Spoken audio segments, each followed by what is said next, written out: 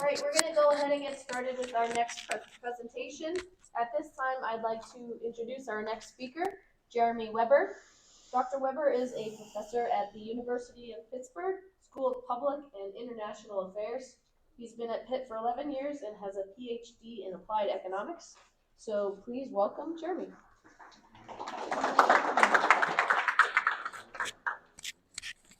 Hi there, and welcome, and thanks for coming out. I'm really excited with what we have to share with you. It's the initial preliminary findings of a collective effort of myself and a whole team.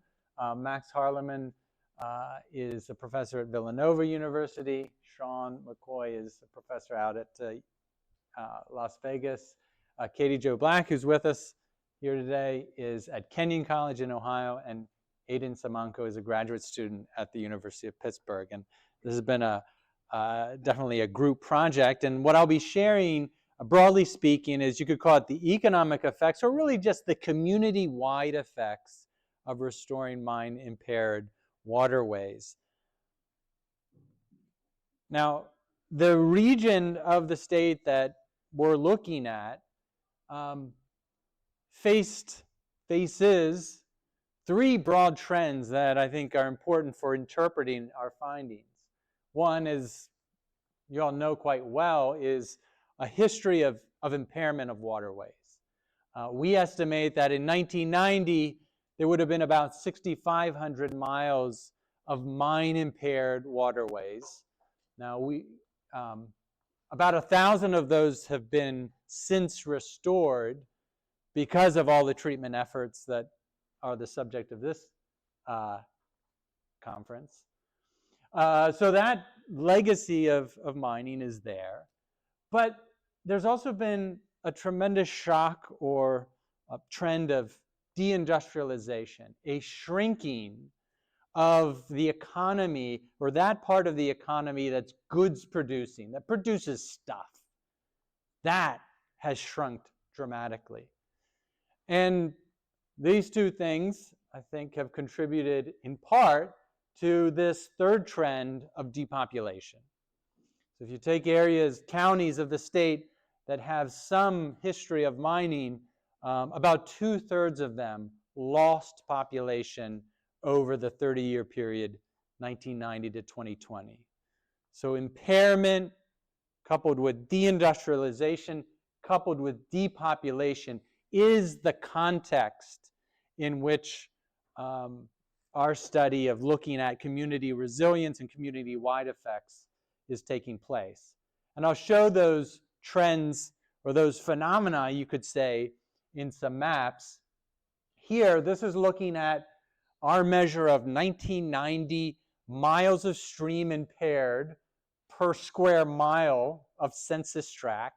It's a little bit of an odd measure, but we have it because census tracts vary in size. They're constant in population, more or less, but therefore they're larger in rural areas. So these blocks and delineations are census tract boundaries. And you can see that large portions of the state have tracts with some impaired streams. And you can see where it's worse. You know, this is some of the anthracite areas, Catawissa Creek, as we were talking about, that's certainly contributing to this dark red. And then, of course, here, large parts of western PA have varying degrees of impairment as of 1990. The employment or deindustrialization trend, I'd like to take out one of these lines, but to simplify it, think of splitting the economy into three parts: services, restaurants, professional services, goods production, manufacturing, and so on, and then we're breaking out any mining or oil and gas related. So those three sectors. The top one is services. This is a measure of from 1990 to 2020, with 1990 having a value of 100, just normalized to 100, for the all of the region that had some history of coal mining. The services sector did expand over that period. but the goods producing side of the economy dropped by 30%. All right, if it was 100, if the pie was this size in 1990, it got 30% smaller by 2020. And you can see a lot of that happened around the time that China joins the WTO, and that shock to the manufacturing sectors of the advanced countries. You can see that happening in Pennsylvania with a lot of this decline in goods production happens subsequent to 2000. And then mining employment really has two contractions. In the early 90s, a tremendous contraction, and then with the rise of natural gas drilling and cheap natural gas, we saw another contraction. So by the time we get to 2020, mining or natural resource industries in Pennsylvania in these counties has dropped by almost 70%. And then the third trend is this trend of depopulation in many communities. You can see that's largely that maps fairly well into areas that have a history of coal mining. So the southeast, that's our blue, that's our population growth areas. But an exception to that is really the anthracite area. And lots of western Pennsylvania have tracts with less population in 2020 than they had in 1990, 30 years prior. So that's the context for our research question, which is, can restoring mine-impaired waterways help communities either attract or simply retain population in the face of otherwise challenging economic headwinds? And there's two studies here that I'm going to share briefly about. One is a quantitative study, census tract level population analysis. We're seeing have communities that have had some restoration either lost less population than those without it, or maybe even gained population. And has restoration increased short-term stays? So I'm not going to present it today, but the next step in this research is looking at short-term rentals, Airbnb, visits to a community. And then the qualitative study is providing us those insights that just the pure numbers don't provide. So we did more than 30 semi-structured interviews across 6 different watersheds in the state to add nuance and texture to this basic question. All right, to focus on this quantitative study, we're focused, as I mentioned, on population and short-term stays. Now, population changes, that's your long-term residents, and short-term stays, that's your visitors. Today, I'm just going to talk about population. Now, why talk about population instead of something like income per capita or household income? Well, the reason is people move in response to economic conditions. So if there's no jobs here in this place, people move to where there are jobs. And those people moving has an effect of raising the wages in the place where they're leaving, or raising the income, because the people with the lowest income leave, right? They don't have a good job, and so they leave. And so that really obscures important economic changes happening across space. That's why looking at population, are you losing people on net or are you gaining people, is better at capturing changes in opportunity and economic conditions locally than just would income per capita, which tends to equalize over space as people move. Now, it doesn't equalize perfectly, but it equalizes enough that it obscures some of the real effects of the things we want to study. All right, our data come from 4 main sources. Restoration. So Katie and I, in a prior paper, which we presented last year at this time, we look at all of the treatment systems being built and the change they're having in water quality on discharges and the downstream consequences of all those systems. And we identify at the stream segment level whether a segment would be impaired if there weren't treatment. right? And that's how we're identifying where restoration has happened. And we're taking whatever the DEP says is currently impaired and what we identify as being restored because of treatment, we're adding those two together to say, this is how much impairment you had in 1990. Now we know there's some new sources of impairment that have occurred since then, but we think that's a pretty good measure of historical impairment, is what you have impaired today plus what you've been able to restore. That's what you had as impaired in 1990. And then population, we're getting that from the US Census Bureau American Community Survey, and there's other socioeconomic variables that are coming from there. And then short-term rentals, I'm not going to talk about them because I won't present the results, but there's a data company that's collecting those data. And we do this analysis in a variety of ways, but the main approach is to assign all these different census tracts across the state to one of four groups. There are some tracts that don't have any streams. There are many tracts that have streams but no AMD impairment. And then these last two groups are really the most important. About 500 tracts have either impairment or impairment plus some restoration. And the one group is you've got impaired streams, and as far as we could tell, there's been no restoration. No stream segments that have been protected from impairment because of treatment systems. And then we have those tracts that have had at least one segment restored. And we're going to look and see over this 30-year period, how is population changing for these different groups?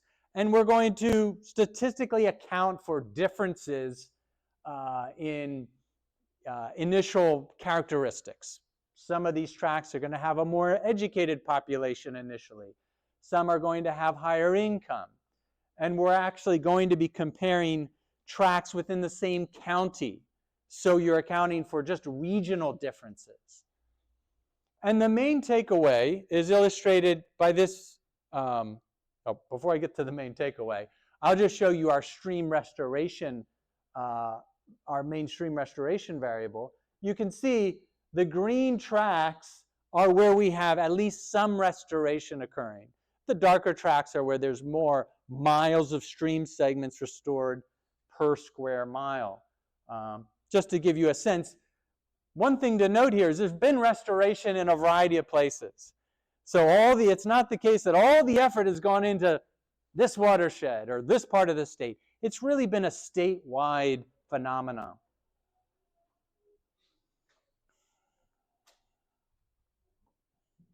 Just want to make sure I'm on track here. All right, just going to show you a few numbers, a lot of numbers in this table. Don't be intimidated by it. I just want to draw your attention to this top line. Over this period in Pennsylvania, the average tract had a 10% increase in population. All right, so if there were 100 people in 1990, there's 110 people.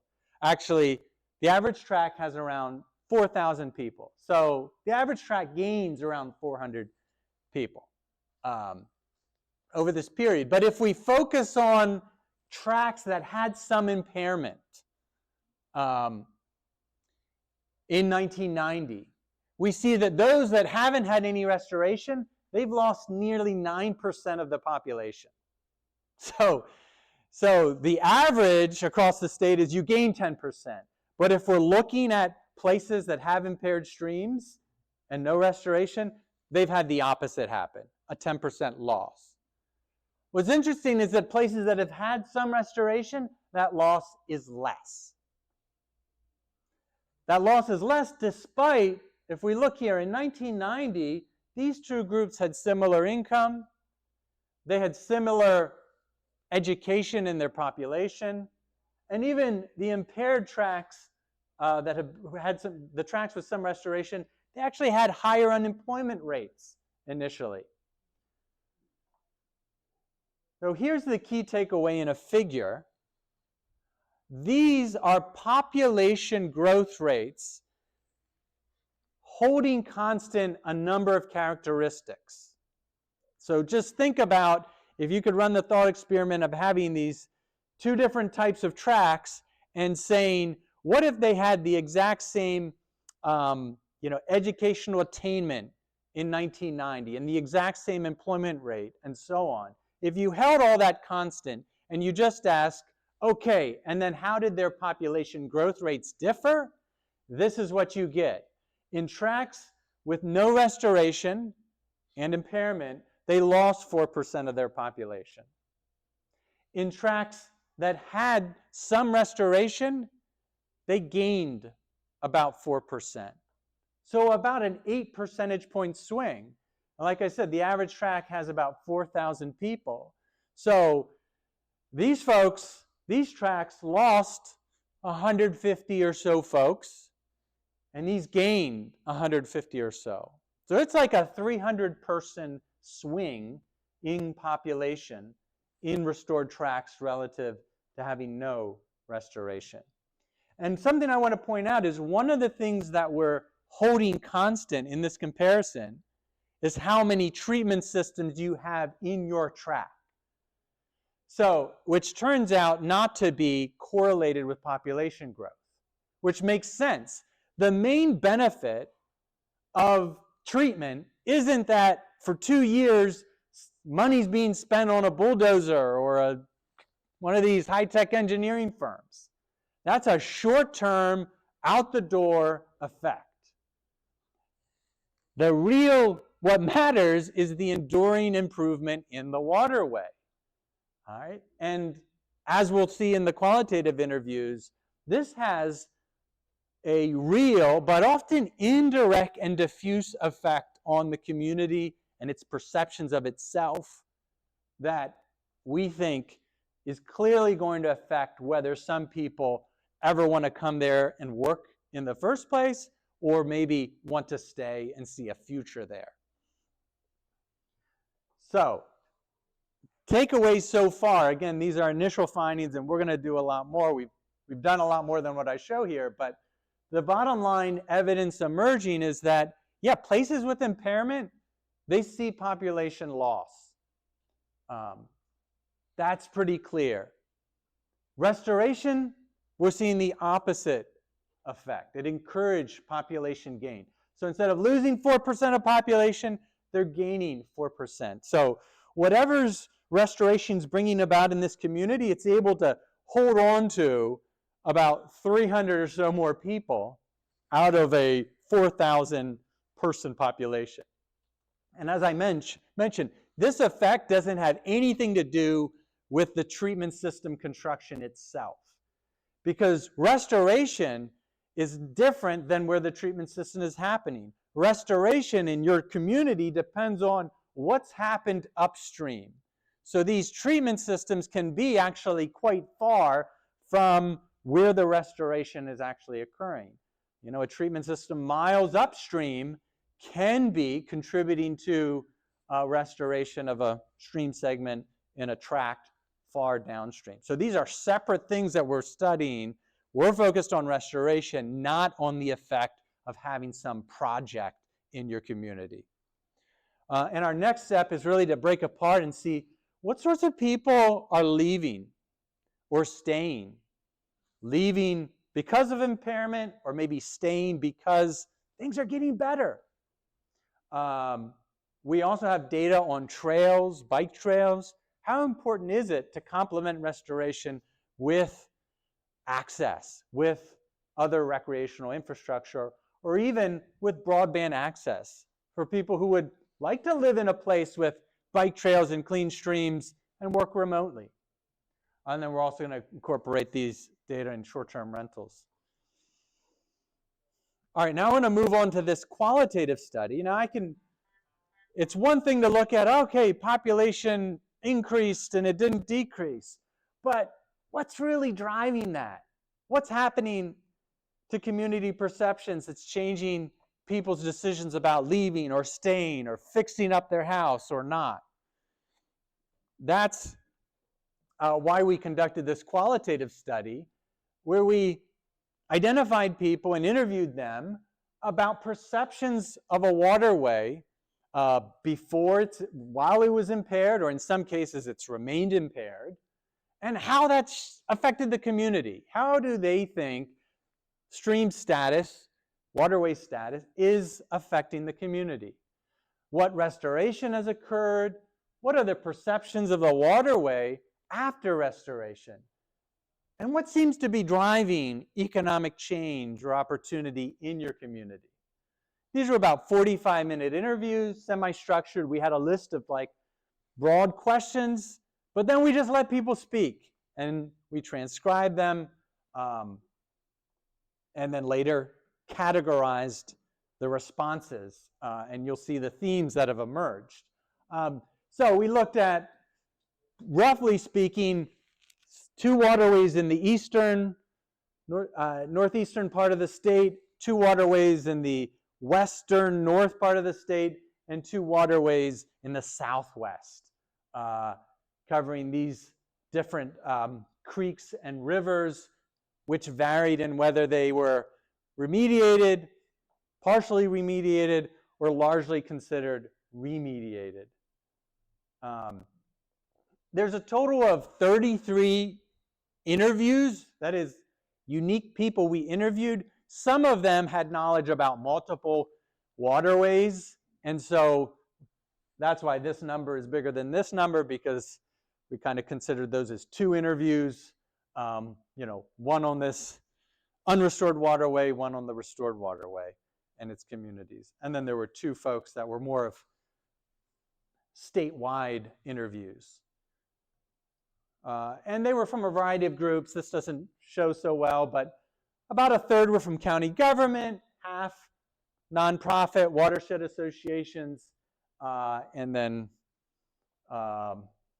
maybe a quarter of folks from other education or private firms.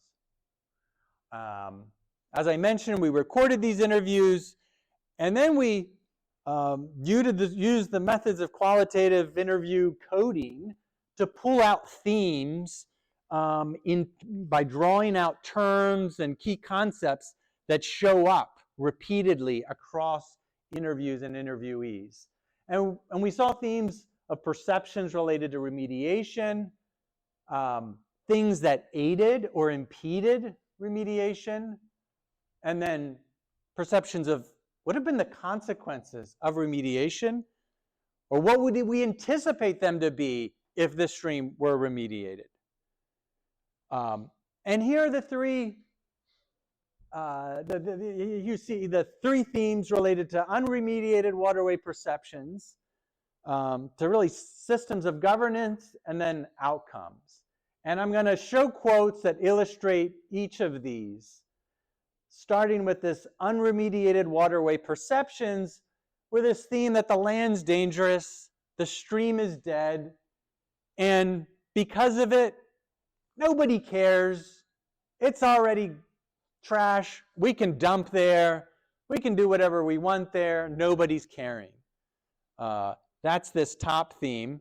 Here's a quote that really illustrates it. In those areas, people have parties, and you see the fire pits and trash and broken beer bottles and beer cans lying around. And the 4-wheeler trails just ripping up everything and driving through the streams. Because honestly, people probably go to these areas and are like, well, what does it matter? It's not like it's clean to start with. The water's orange. Who cares? All right, that's the perception of the unremediated waterway. Who cares? No one. Because it's a mess, and if people cared, it wouldn't be a mess. Then we saw these themes about how do you get institutions, government, nonprofits, community folks together to respond to the need to restore. All right? And we saw themes related to what you could call social capital, social fabric. Like, do people work together? Is there somebody taking initiative, taking leadership? We see those watershed groups doing that, and support coming from sportsmen or fishermen. We also see collaboration across multiple levels of governance, both kind of stacked and then some knowledge sharing across space. But then we also saw themes of barriers that prevent public action on these problems. And here are some quotes that illustrate that. I could never understand. Why didn't somebody do something? Why doesn't somebody do something? And then I realized, it's all me. You know, if you know it's not somebody else going to do something, you have to do it. And I think the people in this region have to recognize that no one's going to come in and save them. So here you see this theme of, is there going to be local ownership of the community or the waterways' future?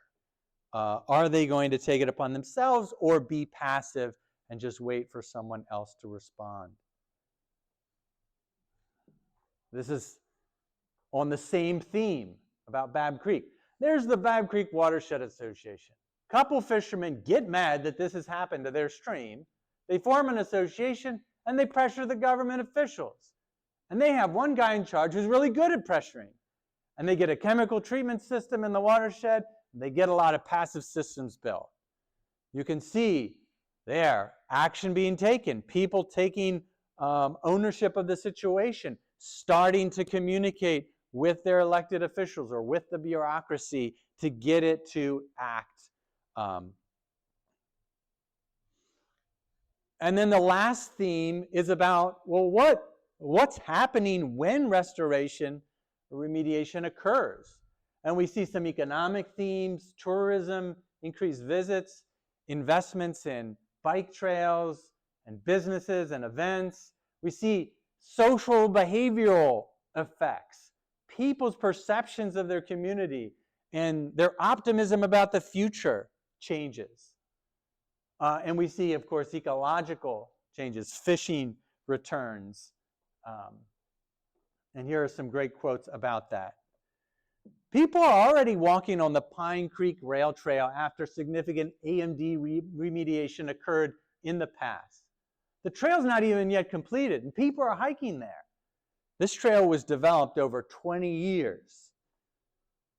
So there you see the complementary investment and effects on recreation. I love this one. If you can bring the river or bring people into better proximity to the river, they will incorporate the river more into their planning and more into, their value system.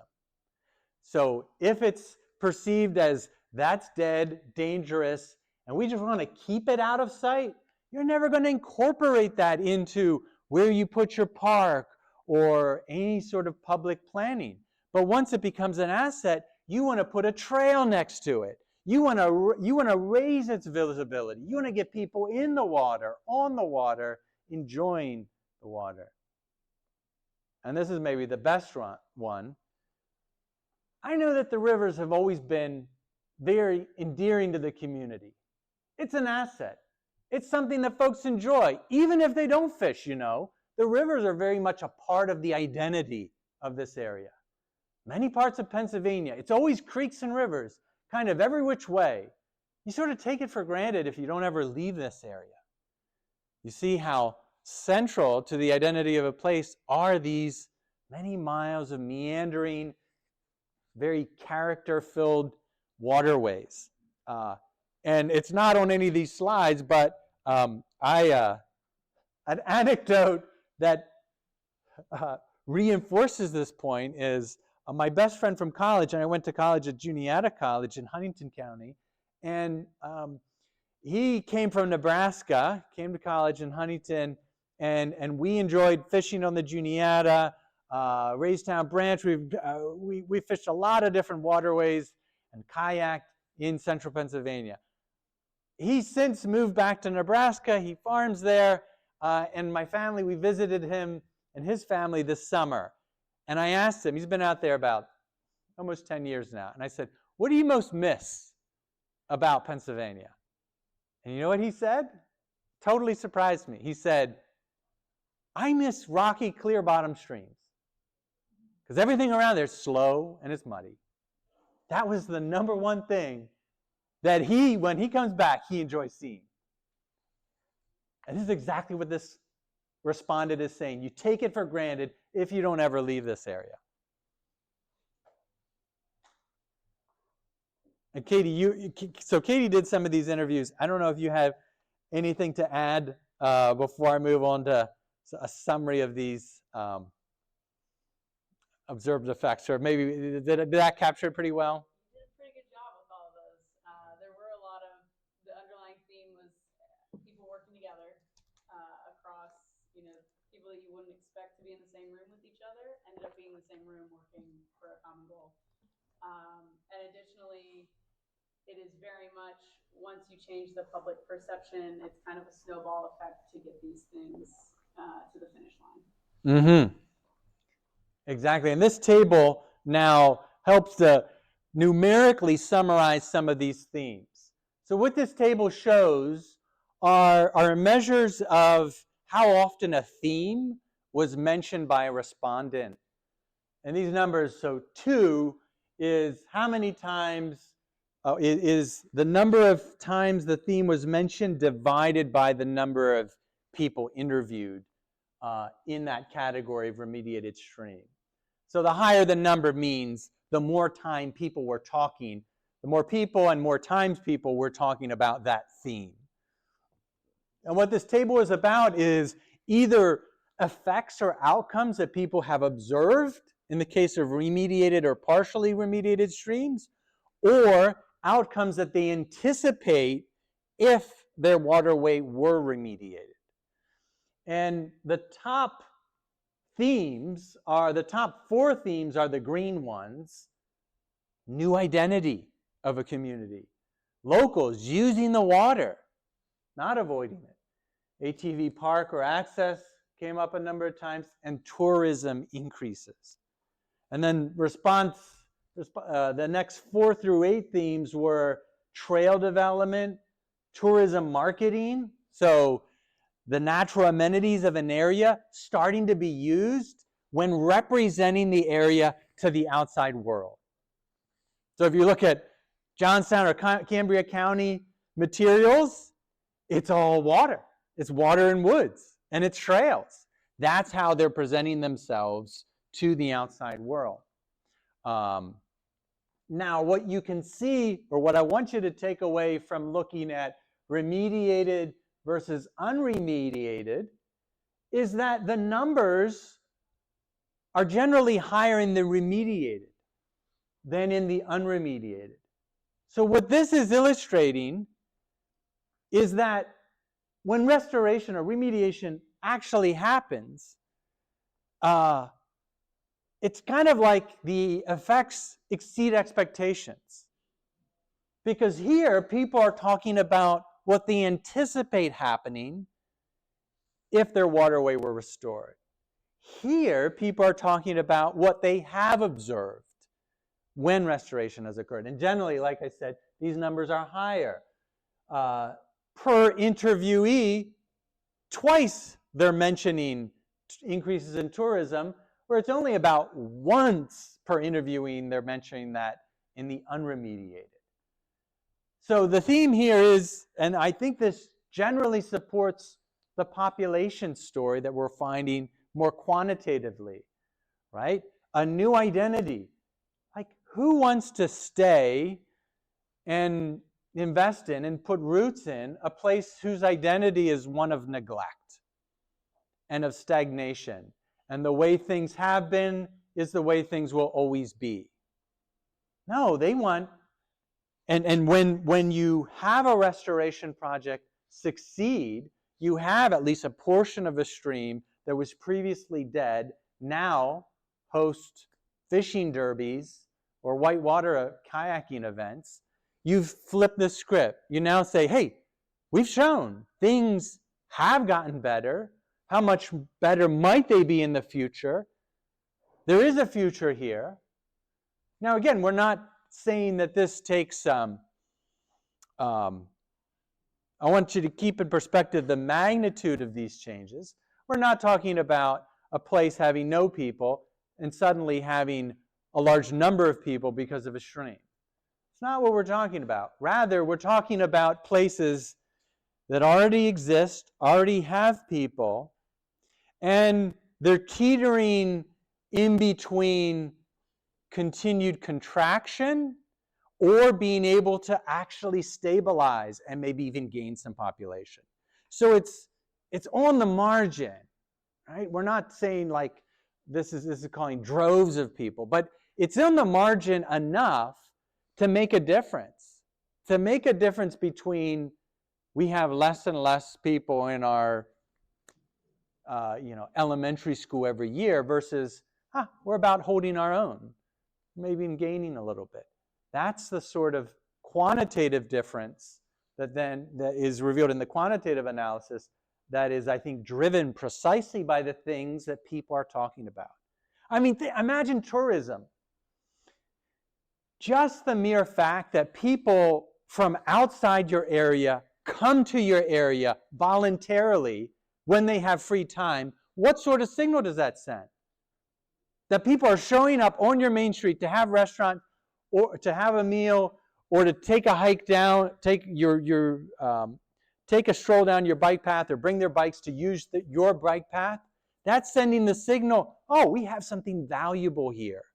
This is a place of attraction, not a place that people are always looking to get away from. That's powerful for shaping people's investment decisions, location decisions, and I think that's what's driving our population effects. So the takeaway from the qualitative studies is that, impaired waterways, they're not treated well. There's a lot of co-dumping. If it's perceived as dead and neglected, that reinforces neglecting behaviors. Social capital and strong or export leaders supported by fishing and environmental groups have been key to spurring remediation, which I know so many of you in the room know this. But tourism and outdoor recreation are budding where remediation occurred, and that's fomenting an optimism or an optimistic community identity and reinvigorating care for waterways. That's a clear theme. And when people talk about this, it's not as if, okay, there was restoration, and then there's somebody coordinating like, okay, and then we're going to take the restoration to the next level and hold some event, and then that's going to start to change our identity. It's more like restoration happens, and then kind of organically, almost the way like life starts to reemerge in a stream, the same thing happens at the community level, kind of organically. All right, somebody paints their house, fixes it up. Oh, somebody opens a cafe here. Oh, somebody over here or a group over here is putting in a bike trail. That collectively, now things are starting to shift. Not because there's a concerted, it's all being coordinated and a deliberate strategy of some entity, but it's more happening organically as people start to perceive a change. And this work is ongoing, so I definitely would appreciate if you have thoughts. Feel free to email me. We will also be, when this work is finalized in the spring, we'll be doing kind of briefs and some more accessible summaries of the findings that we want to put in your hands as you're preparing grant applications and trying to explain what are the effects of your projects or what might be the effects on the community, and you need some research or references to back that up. We would love for these resources to be available for you to do exactly that. So we'll put those out in different ways come late spring when this research is finalized. Right, we have time for probably one question if anyone has one. Have you looked at the effect on things like commuting? I mean, we're Michiana Creek Watershed Association, and we have, our watershed has a lot of communities from the mining era that probably people walk to work, and there's this huge pilgrimage back and forth to the State College metro area today that is, I think, a significant effect of the fact that the jobs are gone locally in where they used to be.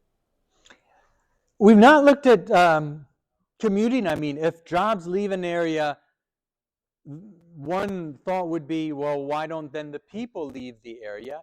And in fact, I would expect them to, over time, in fact, leave the area. But one thing that would keep them commuting and living in that area and paying taxes in that area, if there's some rooted intangible, something they value in that community, some amenity that makes them say, I don't want to live in downtown State College. I like it here, and I'd prefer to commute. And so that would keep the population in that area, and then people would just be commuting for their jobs. I mean, I think what we will find in the short-term stays or with the broadband is that I think we'll find that, where remote work is possible in high amenity areas, you see more of that happen.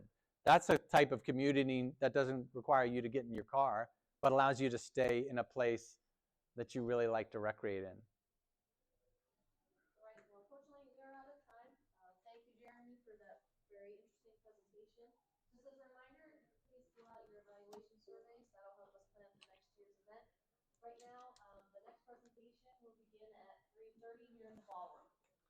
Right. Thank you again, Jeremy. Thank you.